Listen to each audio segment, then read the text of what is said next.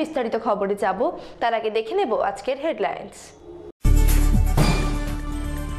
বন্দি পালানোর ঘটনায় সাসপেন্ড জেলের 2 ওয়ার্ডেন, সুপারের নির্দেশে গ্রেপ্তার। ভরা কোটালে ভাঙছে পাড়, রূপনারায়ণে তলিয়ে যাচ্ছে মায়াচর।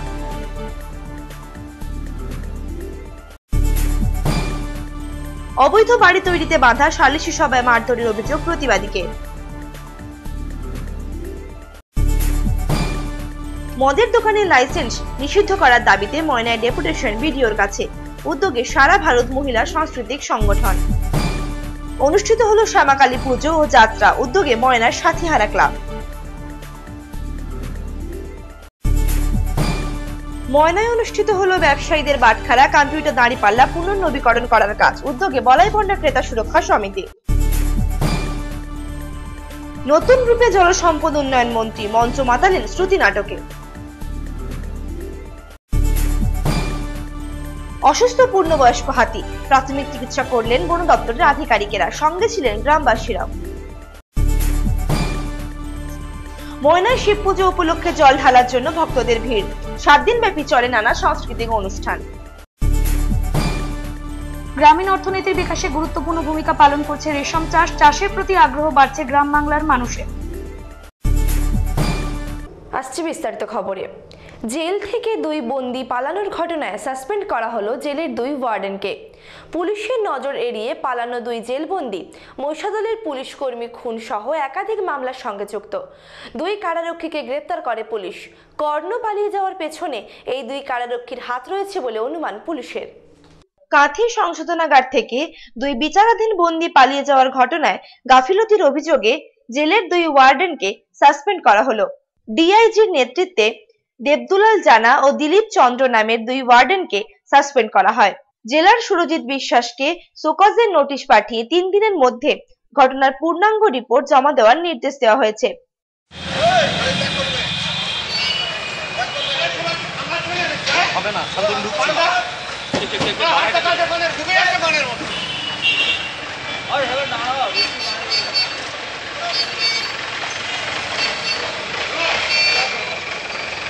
ঘটনার বিভাগীয় তদন্তের পাশাপাশি পলাতকদের দ্রুত ধরার নির্দেশ দেওয়া হয়েছে।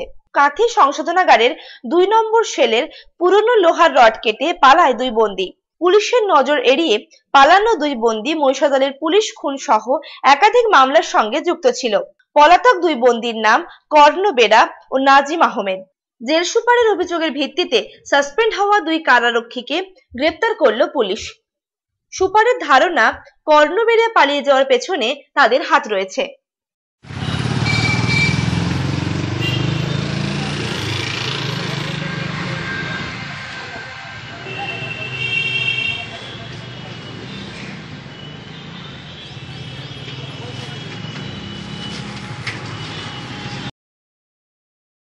সেলিম আহমেদের রিপোর্ট, নিউজ আরসিবিএস।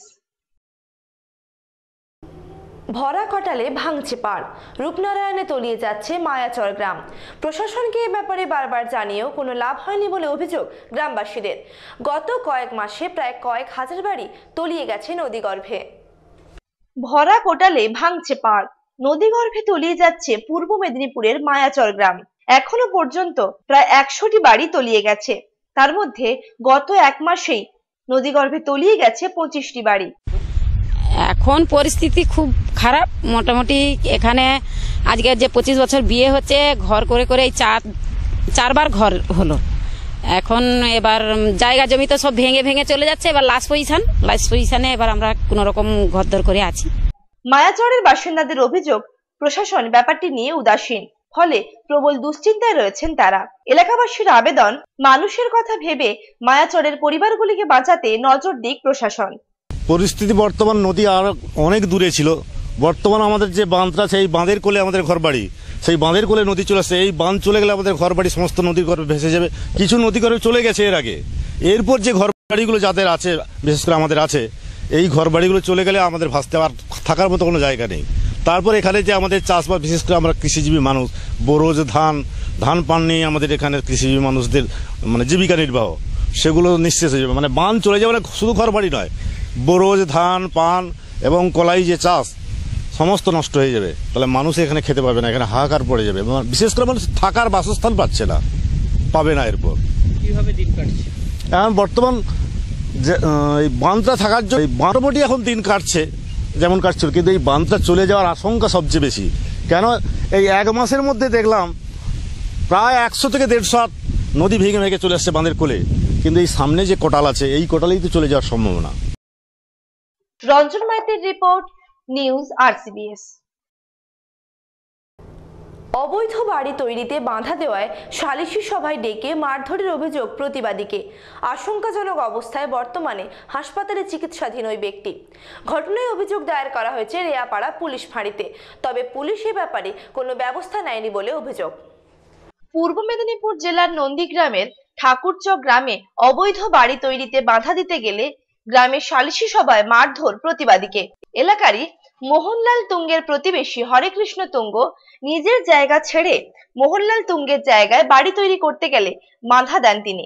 এর ফলে দুই পক্ষের মধ্যে হাতাহাতিও লেগে যায়। আপনি প্রশাসনিকভাবে কাউকে জানিয়েছেন? প্রশাসনিকভাবে আমি থানায় অভিযোগ করেছি, সে মতন এখনো পর্যন্ত কিছু ব্যবস্থা নিচ্ছে না। আমাকে শুধু একটা রিসিভ কপি করে দিয়েছে, না জিডি নাম্বার এখন বা এফআইআর নাম্বার কোনো কিছু আমি পাচ্ছি না। সেই গন্ডগোল থেমে গেলে হরেকৃষ্ণ তুঙ্গ বারপাথুরিয়া ঠাকুরচক বিবেকানন্দ পল্লী উন্নয়ন সমিতিতে লিখিত নালিশ জানায়। ওই দিনই গ্রাম কমিটির পক্ষ থেকে মোহনলাল তুঙ্গকে সন্ধ্যায় সালিশি সভায় হাজির হতে বলা হয়। অবস্থায় আমি খুব আতঙ্কে ভুগছি এবং আমার কিছু বেড়াপত্র ওরা ভাঙাভাঙি করে রাত্রে। সেই মতো সন্ধেবেলায় সালিশি সভায় গেলে গ্রামের মাতব্বরেরা তাকে বেধড়ক মারধর করে ওই সালিশি সভায় ফেলে যায় বলে অভিযোগ। পরে রাত্রে বাড়ির লোক খোঁজাখুঁজির পর সালিশি সভা থেকে আশঙ্কাজনক অবস্থায় তাকে উদ্ধার করেন। এরপর রাত্রে বাড়ির লোকজন তাকে খোঁজাখুঁজি করে সালিশি সভাস্থল থেকে আশঙ্কাজনক অবস্থায় উদ্ধার করে রেয়াপাড়া ব্লক স্বাস্থ্য কেন্দ্রে ভর্তি করেন। আমাদের একটা পারিবারিক গন্ডগোল ঝগড়াঝাটি একটু হয়, সেই হিসাবে আমাদের গ্রামে একটা কমিটি নোটিশ করে আমাকে ডেকে নিয়ে যায়, ডেকে 7 তারিখে সেখানে ডেকে নিয়ে গিয়ে আমাকে অকথ্য বলে গালিগালাজ করে। আমি চলে আসতে চাইলে আমাকে ওখানে মারধর করে, অসুস্থতা বোধ করলে ওরা ছেড়ে দিয়ে পালিয়ে যায়। কারা? গ্রাম কমিটি যারা ডেকেছিলেন। তাদের নাম অক্রাংশু মণ্ডল, প্রদীপ তুঙ্গ, পুলক তুঙ্গ, অরুণ তুঙ্গ, সুবল তুঙ্গ, পরেশচন্দ্র দাস, পরেশচন্দ্র মণ্ডল। আচ্ছা, কি নিয়ে গন্ডগোলটা? একটা বাড়ি বানায়, বাড়িটা অবৈধভাবে আমাদের একটা পাশের জায়গায় চলে আসে, সেটা আমি বাধা দিতে গেলে সেটা বন্ধ না করে আমার সঙ্গে হাতাহাতিতে জড়িয়ে পড়ে। তখন আমি চলে আসি, সেই হিসাবে বলছে তোমাকে আমি গ্রামে নিয়ে গিয়ে দেখে নেব। সেই হিসাবে দেখতে গিয়ে আজকের আমি মারধর এবং মানে খুব অসুস্থতা বোধ করি এবং আমার খুব হেনস্থা হতো। সেই সঙ্গে রেয়াপাড়া পুলিশ ফাঁড়িতে অভিযোগ দায়ের করা হয়েছে, তবে পুলিশ এ ব্যাপারে কোনো ব্যবস্থাই নেননি। অভিযুক্তরা প্রকাশ্যে গ্রামে ঘুরে বেড়াচ্ছে, প্রায় প্রাণে মেরে ফেলার হুমকিও দিচ্ছে। পুলিশকে বারবার এ ব্যাপারে জানিয়েও কোনো লাভ হয়নি, এমনটাই অভিযোগ পরিবারের তরফে। আমার পকেটে 1500 টাকা ছিল, সেটা খোয়া গেছে এবং আমার একটা সাইকেল ছিল এবং সাইকেলে একটা ব্যাগ ছিল গুরুত্বপূর্ণ, সে ব্যাগটাও পাওয়া যায়নি। জাহাঙ্গীর বাদশাহ রিপোর্ট, নিউজ আরসিবিএস। মদের দোকানের লাইসেন্স নিষিদ্ধ করার দাবিতে ময়নার বিডিওর কাছে ডেপুটেশন দিল সারা ভারত মহিলা সাংস্কৃতিক সংগঠন ময়না শাখা। মদের দোকানের লাইসেন্স প্রত্যাহারের দাবিতেই এই স্মারকলিপি দেওয়া হয়। বুধবার মদ দোকানের লাইসেন্স নিষিদ্ধ করার দাবিতে ময়না ব্লকের বিডিও বিশ্বজিৎ বসুর নিকট স্মারকলিপি দিলেন সারা ভারত মহিলা সাংস্কৃতিক সংগঠন ময়না শাখার পক্ষে। সেটি বন্ধ করে দেওয়ার উদ্যোগ নিয়েছে। আমরা অল ইন্ডিয়া মহিলা সাংস্কৃতিক সংগঠনের পক্ষ থেকে বিডিও সাহেবের কাছে কথা বলতে চাই যে আজকে নারীরা যেভাবে বিপন্ন, তাদের কোনো নিরাপত্তা নেই, কোনো কর্মক্ষেত্রেই নেই, গৃহবধূদেরও নেই, যারা অফিস আদালতে কর্মরত তাদেরও কোনো নিরাপত্তা নেই। 3 মাসের শিশু কন্যা থেকে শুরু করে 70 বছরের বৃদ্ধা পর্যন্ত আজকে ধর্ষিতা হচ্ছে। তার বেশিরভাগটাই বিভিন্ন সমীক্ষায় উঠে এসেছে যে মদ্যপ অবস্থাতেই বেড়েই চলেছে।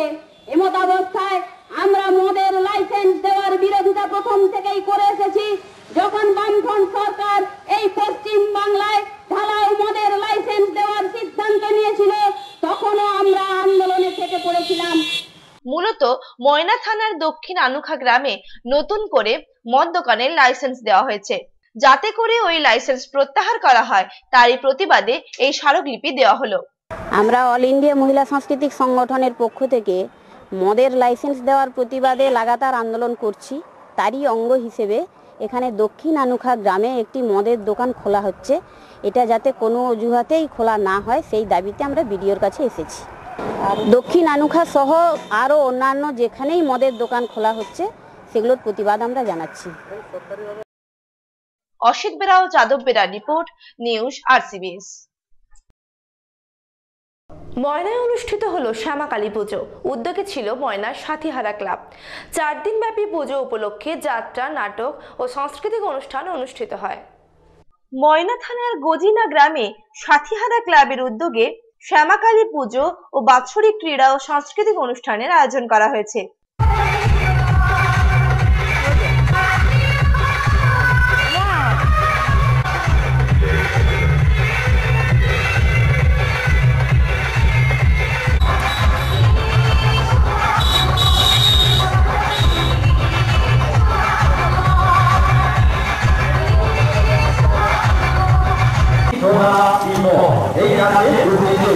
চার দিন ব্যাপী বিভিন্ন ক্রীড়া সাংস্কৃতিক অনুষ্ঠান, যাত্রা, নাটক প্রভৃতি অনুষ্ঠিত হচ্ছে।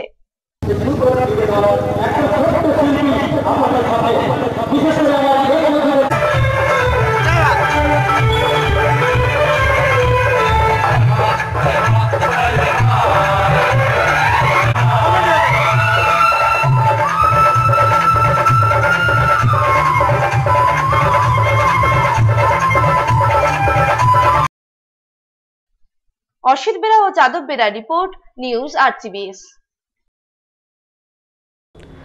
ময়নায় ব্যবসায়ীদের বাটখারা, কম্পিউটার দাঁড়িপাল্লা পুনর্নবীকরণের কাজ করা হলো বুধবার। উদ্যোগে ছিল বলাইপন্ডা ক্রেতা সুরক্ষা সমিতি। ব্যবসায়ীরা যাতে ক্রেতাদের ঠকাতে না পারেন সে কারণে এই উদ্যোগ। ময়না থানার বলাইপন্ডা ক্রেতা সুরক্ষা সমিতির উদ্যোগে বুধবার এলাকার ব্যবসায়ীদের বাটখারা, কম্পিউটার দাঁড়িপাল্লার পুনর্নবীকরণ করার কাজ করা হলো। এলাকার প্রায় 100 জন ব্যবসায়ীরা পুনর্নবীকরণ করেন। সুরক্ষা সমিতির পক্ষ থেকে আজকে আমরা আমাদের এই দুর্গা মণ্ডপের অফিসে উপস্থিত হয়েছি।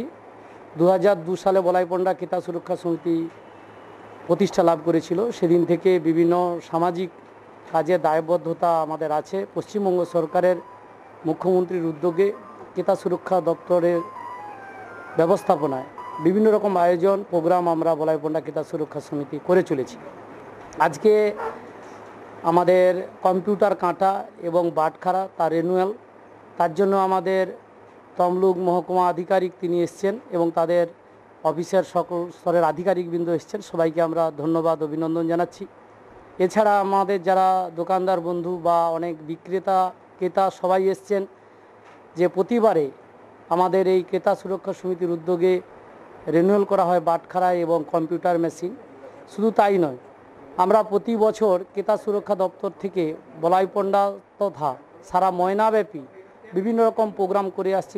জানা গিয়েছে যাতে করে ব্যবসাদারেরা ক্রেতাদের ঠকাতে না পারেন, তাই বলাইপন্ডা ক্রেতা সুরক্ষা সমিতির উদ্যোগে এই কর্মসূচি নেওয়া হয়েছে।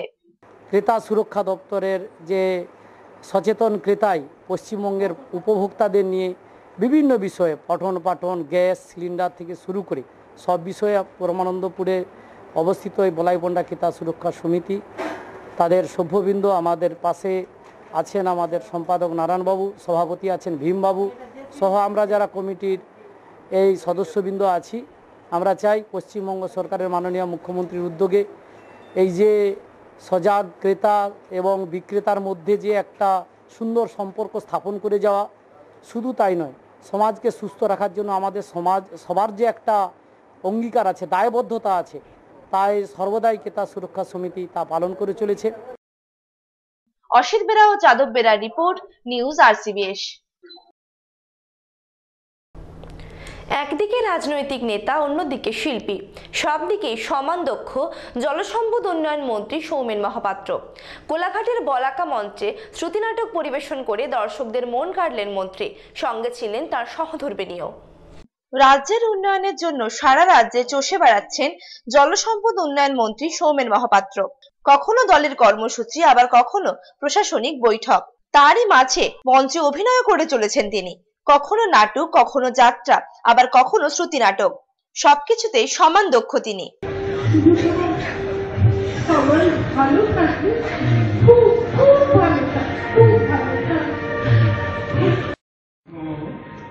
আমাদের যৌবনে তুমি একটা গান খুব গাইছে, আলো আর সেই তীব্র দহনে অহরহ অহরহ জ্বলছি আমরা। মনে আছে তোমার?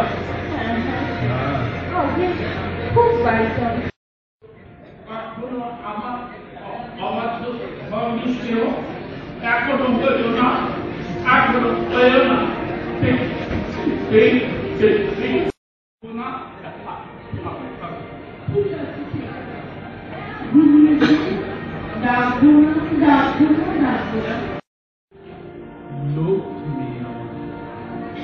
পূর্ব মেদিনীপুর জেলার কোলাঘাটের বলাকা মঞ্চে মন্ত্রীর দেখা গেল অন্য রূপ। এই মঞ্চে টানা 20 মিনিট শ্রুতি নাটক পরিবেশন করেন তিনি। সঙ্গে ছিলেন তার সহধর্মিণীও। তবে রাজনীতি এবং অভিনয় দুদিকেই ভারসাম্য রেখে সমানভাবে চালিয়ে যাচ্ছেন, এমনটাই জানালেন মন্ত্রী। আর মঞ্চে সফল নায়ক বলতে গেলে কিভাবে করেন এগুলো? মানে এটা তো একটা আলাদা দিক। এইটা একটু চর্চা, আমি আমার স্ত্রী আমরা সবাই চর্চা রাখি, আমার ছেলে মেয়েও এগুলো নিয়ে রাখি। সাংস্কৃতিক জগৎ একটা আলাদা জগৎ, তার সঙ্গে মন্ত্রিত্ব এই নিয়ে আমি কখনো গুলিয়ে ফেলি না। ভালো লাগে, ছোটোবেলা থেকে এগুলোর সঙ্গে অভ্যস্ত। রিহার্সালটা কখন করেন? রেওয়াজ হয় না, রেওয়াজ হয় না। যেমন এখানেই মঞ্চস্থ করার আগে পরশু দিনেতে হঠাৎ মনে হলো, তখন দুজনে মিলে এই রেওয়াজটা করে নিলাম, ব্যাস তারপরেই চলে আসি। এখন মধ্যে কত মঞ্চ হয়ে গেল? আমার মনে হয় এইটা যেটা হয়েছে, আমরা 30টি জায়গারও বেশি জায়গায় এইটা করেছি। এছাড়াও আরও অনেক শ্রুতি নাটক প্রায় করে থাকি। জাহাঙ্গীর বাদশাহ রিপোর্ট, নিউজ RCBS। গোয়ালতোড়ে এক পূর্ণবয়স্ক হাতির অসুস্থ হওয়ার ঘটনায় চাঞ্চল্য ছড়িয়েছে এলাকায়। হাতিটিকে প্রাথমিক চিকিৎসা করেন বন দপ্তরের আধিকারিকেরা এবং গ্রামবাসীরা। তবে হাতিটির শারীরিক তেমন কোনো উন্নতি না হওয়ায় কলকাতা থেকে একটি মেডিকেল টিম আনা হয়েছে হাতিটির চিকিৎসার জন্য। পশ্চিম মেদিনীপুর জেলার গোয়ালতোড় থানার গোয়ালতোড় রেঞ্জের মুরাকাঠি জঙ্গলে বেশ কয়েকদিন ধরেই একটি পূর্ণবয়স্ক হাতি অসুস্থ অবস্থায় ঘোরাফেরা করছিল। বুধবার রাত্রে হঠাৎই অসুস্থ হয়ে পড়ে হাতিটি। মাটিতে অবশ্যই পড়ে যায়, ওঠার শক্তি থাকে না। প্রথমে গ্রামবাসীরা জল দেয়, পরে বন দপ্তরে খবর দেয়। ঘটনাস্থলে বন দপ্তরের আধিকারিকেরা পৌঁছে সেলাইন দিয়ে প্রাথমিক চিকিৎসা করেন।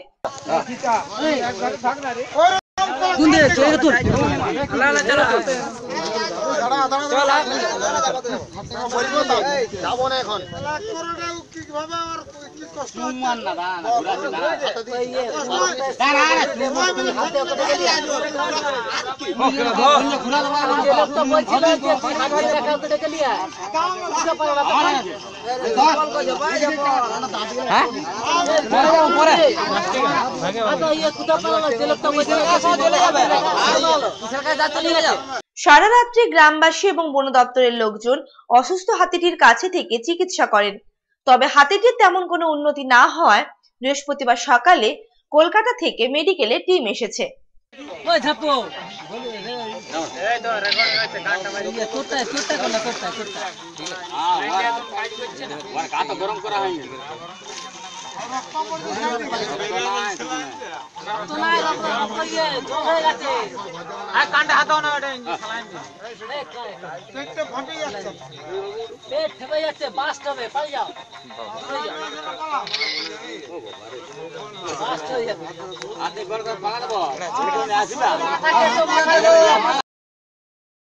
জাহাঙ্গীর বাদশাহ রিপোর্ট, নিউজ RCBS।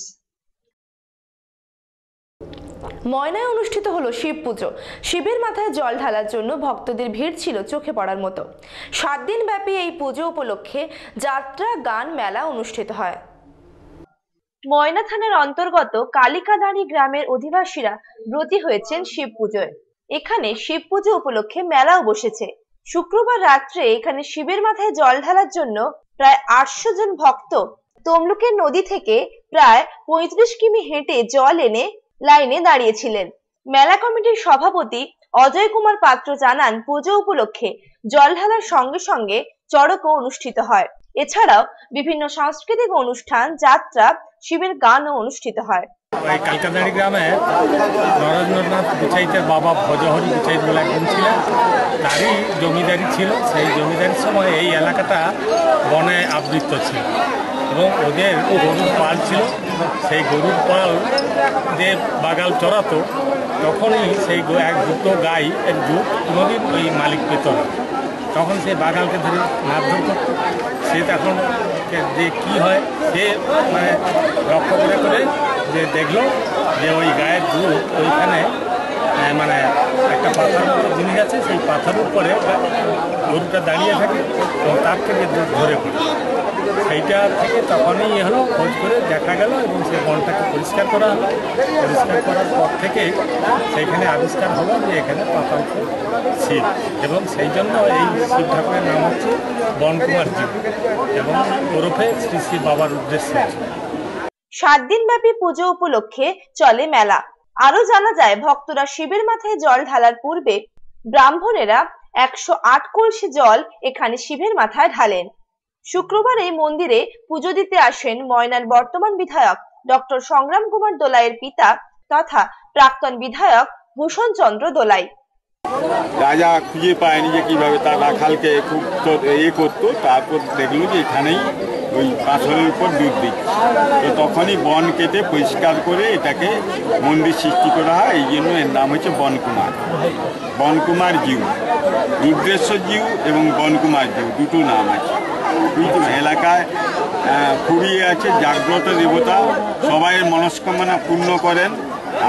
আমারও অনেক মনস্কামনা পূর্ণ করেছে, সেই জন্য আমরা এখানে ব্রতী হয়ে আসি এবং আমি প্রত্যেক বছর এই মেলায় থাকি। আমাদের 7 দিন ধরে হবে। আমাদের শুরু হচ্ছে অক্ষয় থেকে চড়ক, তার আগেই ডেট করে ঘরটা কবে উত্তোলন হবে সেটা ভোগদারা জেনে যান। তারা অসিত বেরা ও যাদব বেরা রিপোর্ট, নিউজ RCBS। কৃষি সংক্রান্ত সমস্ত খবর জানতে চোখ রাখুন কৃষি কথায়।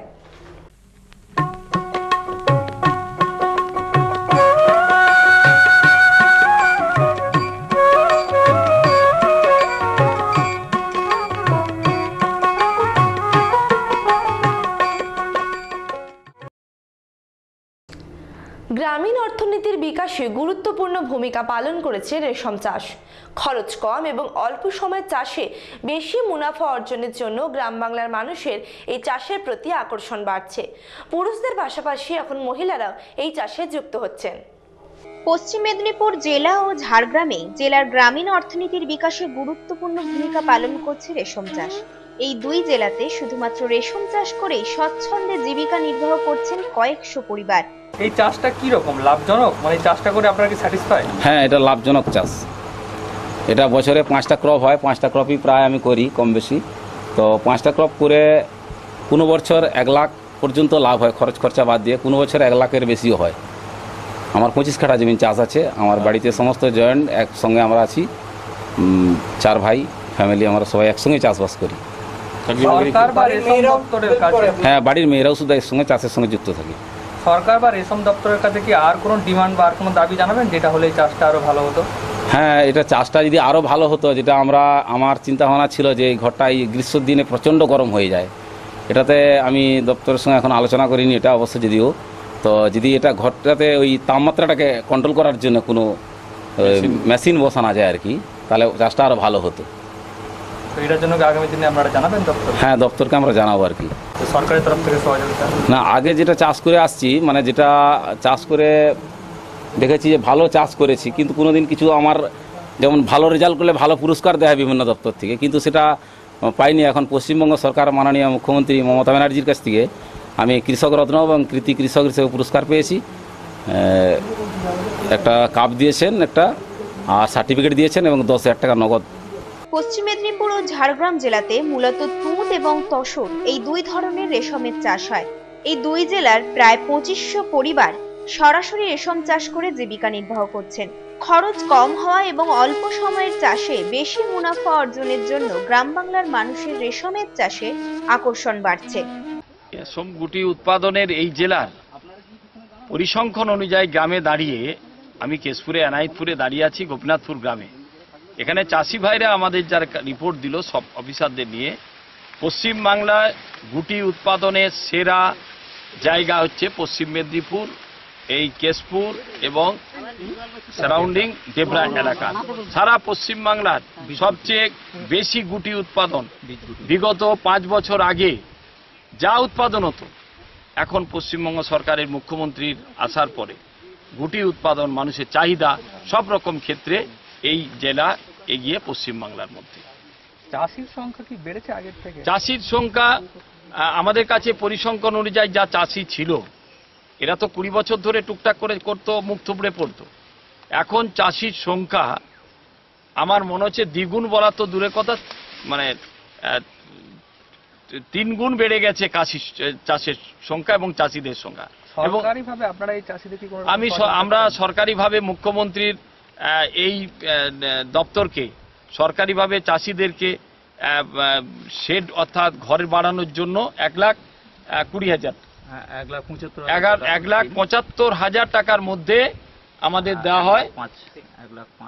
শুধুমাত্র পুরুষ সদস্য নয়, বাড়ির মহিলারাও এই চাষে যুক্ত হচ্ছেন। সেই সঙ্গে অতি প্রাচীন এবং অপ্রচলিত এই চাষকে আরো জনপ্রিয় করার লক্ষ্যে রাজ্য সরকারের পক্ষ থেকে রেশম চাষের নানা রকম সরঞ্জাম, সার, কীটনাশক ও প্রশিক্ষণ প্রদান করা হচ্ছে। রেশম দপ্তর পশ্চিমবঙ্গ সরকারের তরফ থেকে এই চাষটাকে আরও ব্যাপক প্রচারের জন্য ব্যবস্থা গ্রহণ করা হয়েছে। এখানকার আমাদের কেশপুর দেবরা ব্লক পশ্চিম মেদিনীপুর জেলার মধ্যে তেজ চাষের ব্যাপক প্রভাব পড়েছে এবং চাষিরা এগিয়ে আসছে। তুঁত চাষ করতে গেলে সাধারণত আমরা যেখানে যে কারিগরি সহায়তা কেন্দ্র আছে এই পশ্চিম মেদিনীপুর জেলায়, সেটা দেবরায় অবস্থিত। আর আরও যে জায়গাগুলো হচ্ছে সেটা হচ্ছে মারাতলা আর গোলকগ্রাম এলাকায়। সেই কারিগরি সহায়তা কেন্দ্র থেকে চাষিদেরকে উৎসাহ দেওয়া হয়, সরকারি সাহায্যগুলো প্রদান করা হয় এবং কারিগরি দিকগুলো তাদের অসুবিধায় পড়লে জানিয়ে দেওয়া হয়। রেশম চাষ করতে গেলে প্রথমে যেটা করতে হবে, একটা নির্দিষ্ট জমিতে তুঁত গাছ লাগাতে হয়। এই তুঁত গাছ একবার লাগালে 20 থেকে 25 বছর সেই একই গাছ থেকে ফসল পাওয়া যেতে পারে, অর্থাৎ ফসল মানে তুঁত পাতা। যে তুঁত পাতাটা কাজে লাগিয়ে ঘরের মধ্যে পলু পোকা চাষ করা হয়, পোষা হয়। এই পলু পুষতে গেলে যে ডিম থেকে গুটি পেতে আমাদের সময় লাগে 18 থেকে 22 দিন। গরমের সময় কম দিন লাগে, আর শীতের সময় পলু পোকা একটু বেশি পাতা খায়, তার জন্য 22 থেকে 25 দিন সময় লেগে যায়। এইখানে ফসল বলতে গেলে তুঁত চাষির ঘরের উৎপাদিত এই গুটি, যে গুটিটা বিক্রি করে এরা অর্থ উপার্জন করে। এখানে গুটি বিক্রির জন্য পশ্চিম মেদিনীপুর জেলায় একটা সরকারি ব্যবস্থা আছে, সেটাকে বলা হয় দেবরা সিড কোকুন মার্কেট।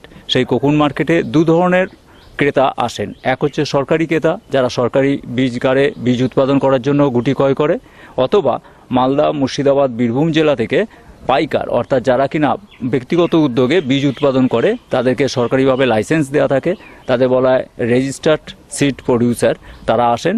সেই রকম 70 থেকে 72 জন পাইকার আমাদের এখানে যোগাযোগ রাখে, যারা গুটি উৎপাদন হলে পরে আমাদের কাছে যোগাযোগ করে গুটি নিয়ে যায়। রেশম পোকা বা পলুর বৃদ্ধির জন্য ঘর নির্মাণ করে দিয়েও সহায়তা করছে দপ্তর।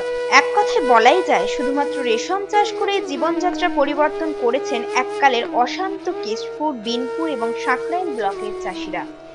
বিগত 7 বছরে এই গুটির দাম আমাদের এখানে 2 থেকে 3 গুণ বৃদ্ধি পেয়েছে। যেখানে 80-87 টাকায় গুটি বিক্রি হতো 2007 সালে, সেটা এখন 2017 সালে গিয়ে আমরা দেখতে পাচ্ছি সেই গুটির দাম বেড়ে দাঁড়িয়েছে 300-350 টাকা।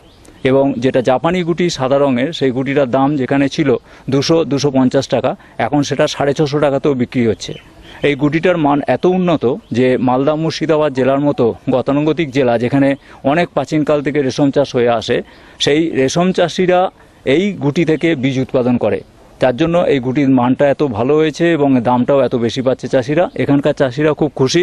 জেলা পরিষদ থেকে বা আমাদের ব্লক অফিস থেকে যারা কর্মকর্তারা আছেন বা বিভিন্ন প্রতিনিধিরা আছেন, জনপ্রতিনিধিরা আছেন তারাও ভালো উৎসাহ দেখাচ্ছেন।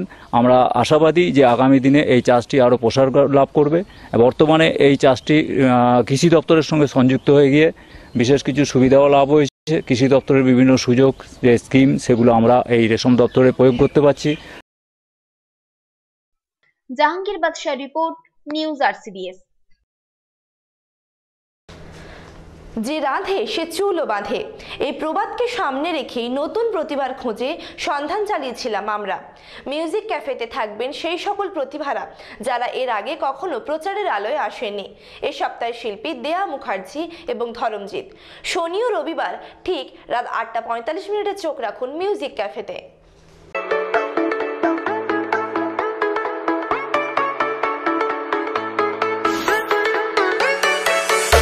মিউজিক ক্যাফেতে 6 মে থাকছেন শিল্পী দেয়া মুখার্জি, 7 মে থাকছেন অতিথি শিল্পী ধরমজিৎ। শনি ও রবি দুদিন রাত 8:45 চোখ রাখুন RCBS বাংলায়। পুনঃপ্রচার দেখুন পরের দিন সকাল 8:45।